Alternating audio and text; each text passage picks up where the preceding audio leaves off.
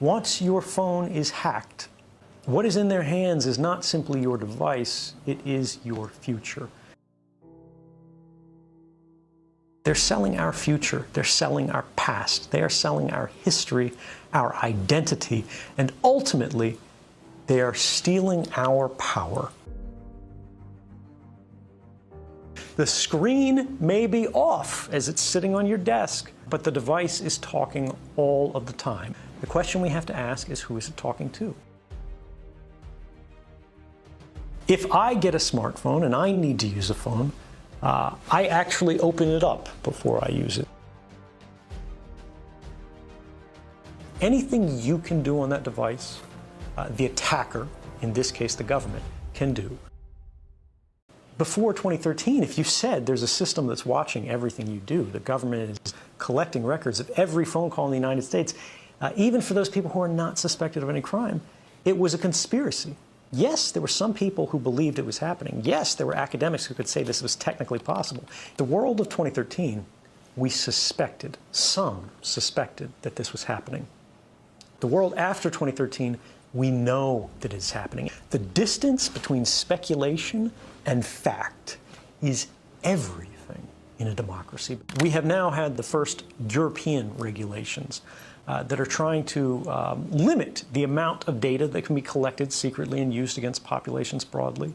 And we have also seen the basic structure of the internet itself change in response to this understanding that the network path that all of our communications cross, when you request a website, when you send a text message, when you read an email, for so long those communications have been electronically naked or unencrypted.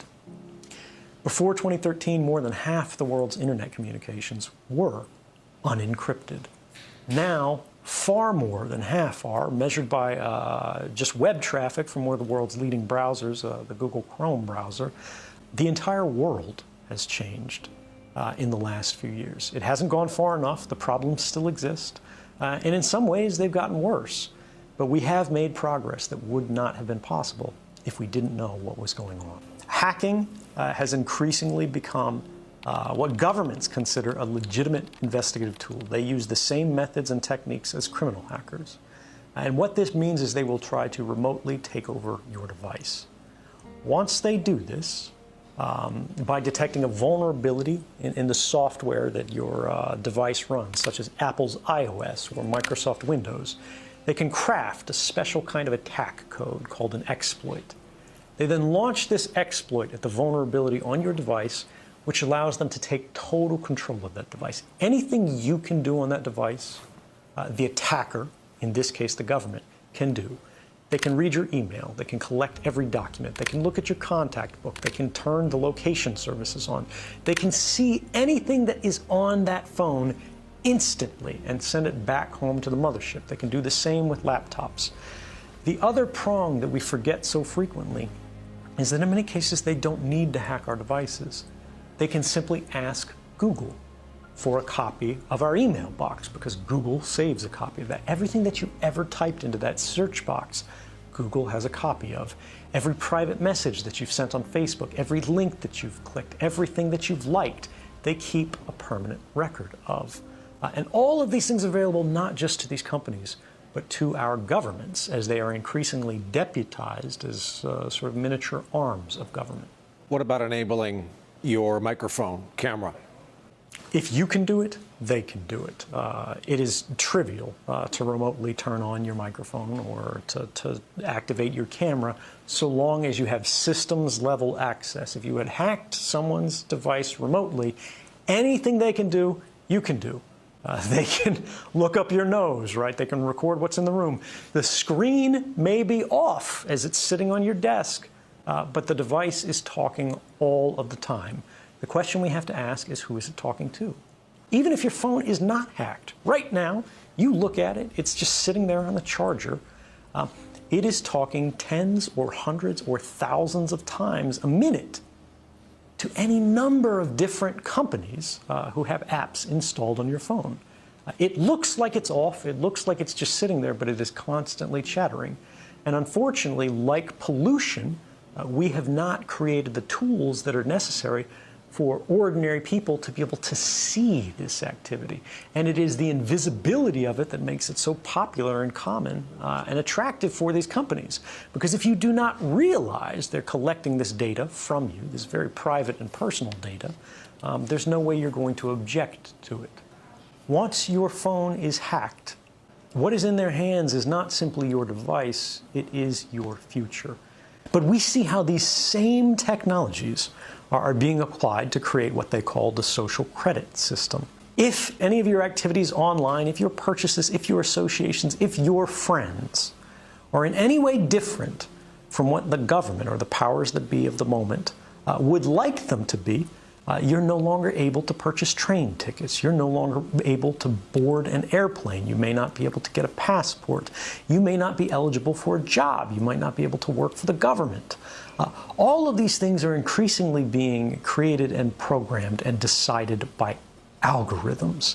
And those algorithms are fueled by precisely the innocent data that our devices are creating all of the time, constantly, invisibly, quietly, right now. Our devices are casting all of these records that we do not see being created, that in aggregate seem very innocent. You were at Starbucks at this time. You went to the hospital afterwards. You spent a long time at the hospital. After you left the hospital, you made a phone call. You made a phone call to your mother.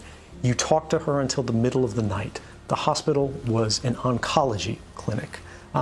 Even if you can't see the content of these communications, the activity records, what the government calls metadata, which they argue they do not need a warrant to collect, tells the whole story. And these activity records are being created and shared and collected and intercepted constantly by companies and governments. And ultimately it means as they sell these, as they trade these, as they make their businesses on the backs of these records, what they are selling is not information. What they are selling is us.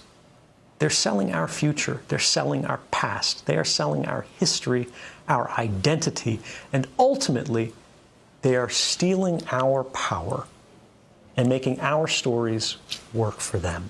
If I get a smartphone and I need to use a phone, I actually open it up before I use it. I perform a kind of surgery on it to physically desolder or sort of melt the metal connections that hold the microphone on the phone.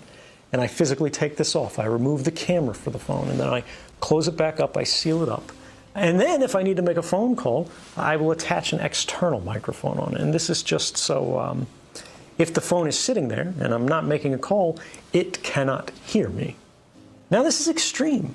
Most people do not need this. But for me, it's about being able to trust our technology. My phone could still be hacked. My laptop could still be hacked. And just as I told you before, the same principles apply to me. If it is hacked, they can do anything to the device that I can do. So my trust in technology is limited.